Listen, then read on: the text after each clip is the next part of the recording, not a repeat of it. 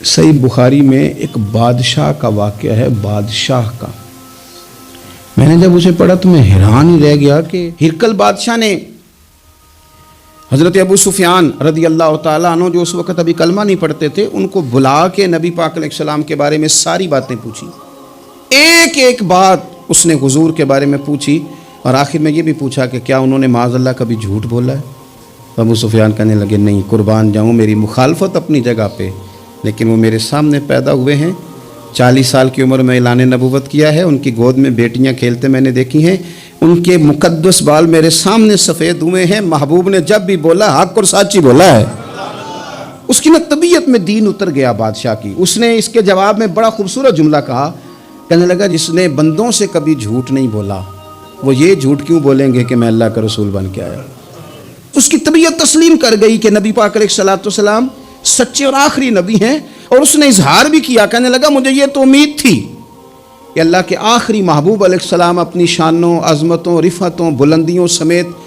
تشریف لانے والے ہیں، پر یہ نہیں پتا تھا کہ وہ اہل عرب میں سے آئیں گے۔ اس نے کہا میں جلدی سے حاضر ہو کے نا حضور کی اطاعت قبول کرتا ہوں، لیکن بادشاہ تھا نا، بڑا آدمی جو ہوتا ہے نا وہ اپنے ماحول کو ذرا تھوڑا ساتھ لے کے چلنا چاہتا ہے، تو بادشاہ نے بھی نا اپنے جتنے اس کے وزیر مشیر تھے ان کو بلایا اور اپنے محل میں دعوت دی۔ ذرا انداز دیکھیے گا، اور خود بالا خانے کے اوپر چڑھ گیا، دروازے بند کر لیے، اور اوپر چڑھ کے نا انہیں بالا خانے سے جھانک کے کہنے لگا تمہیں بھی پتہ چل گیا، مجھے بھی پتہ چل گیا اللہ کے آخری رسول تشریف لے آئے صلی اللہ تعالی علیہ وسلم۔ اب میرا خیال ہے کہ ہماری اور تمہاری بہتری اور بقا اسی میں ہے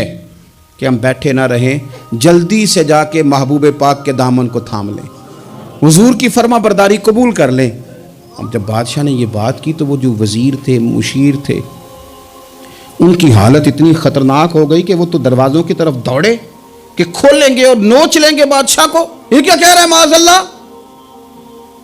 اس قدر زیادہ ان لوگوں نے اظہار کیا استغفر اللہ معاذ اللہ دین سے دوری کا۔ جب بادشاہ نے یہ کیفیت دیکھی نا، اوہو، بندے دیکھ کے رب رسول سے دور رہ گیا، کہنے لگا نہیں نہیں بھائی، نہیں، میں تو صرف تمہیں آزما ہی رہا تھا کہ تم اپنے دین کے ساتھ کتنے پختہ ہو، ہم نہیں کہیں بھی جا رہے، ہم یہیں رہیں گے، یہی ہمارا دین رہے گا۔ ان وزیروں نے، مشیروں نے، دوستوں نے، قریبی لوگوں نے رسول اللہ کی غلامی میں نہیں آنے دیا۔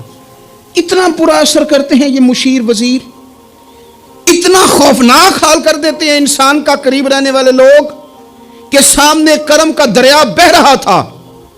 لیکن اس کی بدقسمتی دیکھو، وہ دور اس لیے رہ گیا کہ اس کے دوست ٹھیک نہیں تھے، مشورہ دینے والے ٹھیک نہیں تھے،